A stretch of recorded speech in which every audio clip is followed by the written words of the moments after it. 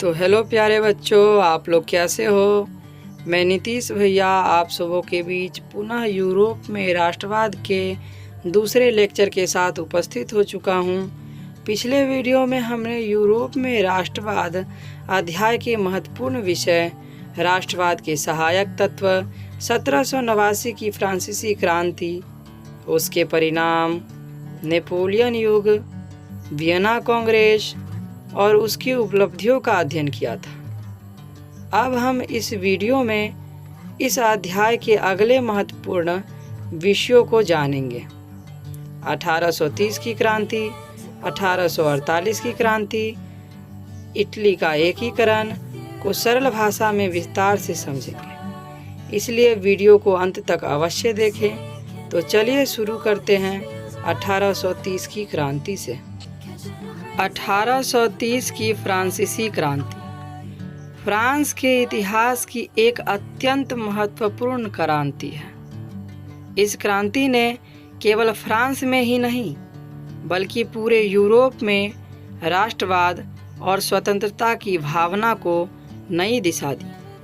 France में अनेक क्रांतियां हुई, लेकिन 1830 की क्रांति का विशेष महत्व इसलिए है क्योंकि इसी क्रांति के परिणाम स्वरूप राजा चार्ल्स दशम को अपना सिंहासन छोड़कर इंग्लैंड भागना पड़ा और फ्रांस में बुर्बो राजवंश का शासन समाप्त हो गया। तो अब आइए 1830 की क्रांति के कारणों को विस्तार से समझें।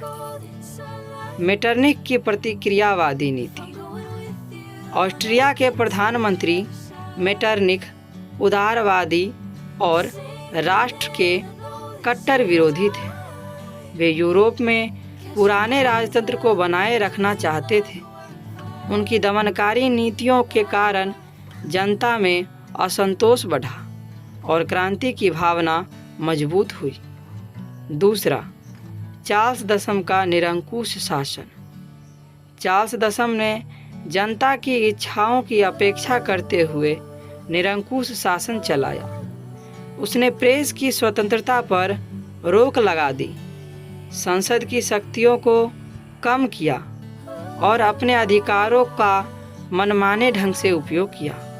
इससे जनता उसके विरुद्ध हो गई। तीसरा, 4 अध्यादेश। जुलाई 1830 में चार्ल्स दशम ने 4 अध्यादेश जारी किए। इन अध्यादेशों के द्वारा प्रेस की स्वतंत्रता समाप्त कर दी गई, प्रतिनिधि सभा को भंग कर दिया गया, मताधिकार सीमित कर दिया गया और नए चुनाव की घोषणा की गई। इन फैसलों ने जनता को आंदोलन के लिए प्रेरित कर दिया। चौथा, उदारवादियों द्वारा अभिजात वर्ग का विरोध। तो उदारवादी लोग समानता, स्वतंत्रता और संवैधानिक शासन की स्थापना चाहते थे। वे अभिजात वर्ग के विशेषाधिकारों और निरंकुश शासन का विरोध कर रहे थे। इसी विरोध ने क्रांति को और अधिक गति प्रदान की। अब 1830 की क्रांति के परिणामों को जानते हैं। पहला, चार्ल्स दशम ने गद्दी त्याग कर इंग्लैंड में शरण ली। जनता के तीव्र विरोध और क्रांति के दबाव के कारण चार्ल्स दशम को अपना सिंहासन छोड़ना पड़ा और इंग्लैंड चला गया। दूसरा, बुर्बो राजवंश का अंत हुआ। चार्ल्स दशम के गद्दी छोड़ने के साथ ही फ्रांस में बुर्बो राजवंश का शासन समाप्त हो गया। तीसरा, आर्लियक वंश की लुई फिलिप का शासन स्थापित हुआ। क्रांति के बाद लुई फिलिप को फ्रांस का नया शासक बनाया गया। उन्हें जनता का राजा भी कहा गया क्योंकि उन्होंने संवैधानिक व्यवस्था को स्वीकारा। चौथा, उदारवादी एवं संवैधानिक राजतंत्र की स्थापना हुई। इस क्रांति के बाद फ्रांस में संवैधानिक राजतंत्र स्थापित हुआ। राजा की शक्तियां सीमित हुई और जनता के अधिकारों को अधिक महत्व मिला। पांचवा, मेटरनिख व्यवस्था को चुनौती मिली। 1830 की क्रांति ने मेटरनिख की प्रतिक्रियावादी व्यवस्था को कमजोर कर दिया। इसके बाद यूरोप के अनेक देशों में स्वतंत्रता, राष्ट्रवाद और उदारवाद के समर्थन में आंदोलन तेज हो गए। यही थी 1830 की फ्रांसीसी क्रांति, उसके प्रमुख कारण और उसके महत्वपूर्ण परिणाम। तो चलिए अब जानते हैं 1848 की फ्रांसीसी क्रांति को। 1830 की क्रांति के बाद फ्रांस की जनता को आशा थी कि नई सरकार उनकी समस्याओं का समाधान करेगी, लेकिन ऐसा नहीं हुआ। धीरे धीरे जनता का असंतोष बढ़ता गया और अंततः 1848 में एक नई क्रांति हुई। इस क्रांति ने फ्रांस में राजतंत्र का अंत कर दिया और द्वितीय गणतंत्र की स्थापना का मार्ग प्रशस्त किया। अब आइए 1848 की फ्रांसीसी क्रांति के कारणों को विस्तार से समझें। पहला कारण है लुई फिलिप की कमज़ोर नीतियाँ। 1830 की क्रांति के बाद लुई फिलिप फ्रांस का शासक बना, लेकिन उनकी नीतियाँ प्रभावशाली नहीं थीं। वह जनता की अपेक्षाओं को पूरा करने में असफल रहा, जिससे लोगों में असंतोष बढ़ने लगा। दूसरा कारण, लुई फिलिप द्वारा प्रतिक्रियावादी व्यक्तियों को प्रधानमंत्री बनाना। लुई फिलिप ने उदारवादी नेताओं के बजाय प्रतिक्रियावादी नेताओं को प्रधानमंत्री बनाया। इन नेताओं ने जनता की समस्याओं पर ध्यान देने के बजाय पुराने शासन की नीतियों को आगे बढ़ाया, जिससे जनता सरकार से नाराज हो गई। तीसरा कारण, वैधानिक, संवैधानिक तथा आर्थिक सुधारों का अभाव। सरकार ने संविधान में आवश्यक सुधार नहीं किए, जनता को अधिक राजनीतिक अधिकार नहीं दिए गए और आर्थिक समस्याओं के समाधान के लिए भी कोई ठोस कदम नहीं उठाया। इससे लोगों का असंतोष और अधिक बढ़ गया। चौथा कारण, पूंजीपति वर्ग का पक्ष लेना।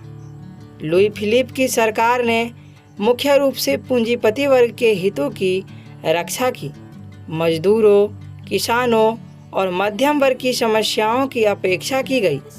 इससे समाज के अधिकांश लोग सरकार के विरुद्ध बन गए। पांचवा कारण, असफल विदेश नीति। लुई फिलिप की विदेश नीति भी सफल नहीं रही। अंतर्राष्ट्रीय स्तर पर फ्रांस की प्रतिष्ठा में कमी आई, जिससे जनता सरकार से नाराज हो गई। छठा कारण, बेरोजगारी और भूखमरी का बढ़ना। देश में आर्थिक संकट गहराने लगी, बेरोजगारी बढ़ गई, उद्योग धंधे प्रभावित हुए और गरीब जनता भूखमरी का सामना करने लगी। यही स्थिति 1848 की क्रांति का सबसे बड़ा कारण बनी। इन सभी कारणों से 1848 ईस्वी में फ्रांस की जनता ने एक बार फिर से क्रांति का बिगुल बजाया, जिसने फ्रांस के इतिहास को नई दिशा दी। तो आइए 1848 की फ्रांसीसी क्रांति के प्रमुख परिणामों को विस्तार से समझते हैं। पहला परिणाम, लुई फिलिप ने गद्दी त्याग कर इंग्लैंड में शरण ली। जनता के तीव्र विरोध और क्रांति के दबाव के कारण लुई फिलिप को अपना सिंहासन छोड़ना पड़ा। इसके बाद वह इंग्लैंड चला गया और उसका शासन समाप्त हो गया। दूसरा परिणाम, फ्रांस में द्वितीय गणतंत्र की स्थापना हुई। लुई फिलिप के शासन के अंत के बाद फ्रांस में राजतंत्र समाप्त कर द्वितीय गणतंत्र की स्थापना की गई। अब शासन जनता के प्रतिनिधियों के माध्यम से चलाया जाने लगा। तीसरा परिणाम, वयस्क पुरुषों को सार्वभौमिक वयस्क मताधिकार प्रदान किया गया। इस क्रांति के बाद सभी वयस्क पुरुषों को बिना संपत्ति की शर्त के मतदान का अधिकार दिया गया। इससे लोकतंत्र को नई मजबूती मिली। चौथा परिणाम, लुई नेपोलियन राष्ट्रपति चुने गए। द्वितीय गणतंत्र की स्थापना के बाद चुनाव हुए, जिनमें नेपोलियन बोनापार्ट के भतीजे लुई नेपोलियन बोनापार्ट फ्रांस के प्रथम राष्ट्रपति बने। पांचवा परिणाम, यूरोप में राष्ट्रवाद और उदारवाद को नई शक्ति मिली। 1848 की क्रांति का प्रभाव केवल फ्रांस तक सीमित नहीं रहा। इटली, जर्मनी, ऑस्ट्रिया और हंगरी सहित अनेक देशों में राष्ट्रवाद, स्वतंत्रता, उदारवाद के आंदोलन तेज हो गए। इस प्रकार 1848 की क्रांति ने फ्रांस में लोकतंत्र को मजबूत किया और पूरे यूरोप में राष्ट्रवाद तथा उदारवाद के प्रसार में महत्वपूर्ण भूमिका निभाई। तो बच्चों, आज के वीडियो में हमने 1830 की फ्रांसीसी क्रांति और 1848 की फ्रांसीसी क्रांति को विस्तार से समझा। समय अधिक हो जाने के कारण आज हम इटली के एकीकरण को नहीं पढ़ पाए, इसलिए इस महत्वपूर्ण विषय को हम अगले वीडियो में विस्तार से पढ़ेंगे। अगर आज का वीडियो आपको पसंद आया हो तो इसे लाइक करें, अपने दोस्तों के साथ शेयर करें और चैनल को सब्सक्राइब करना न भूलें। मिलते हैं अगले वीडियो में। धन्यवाद।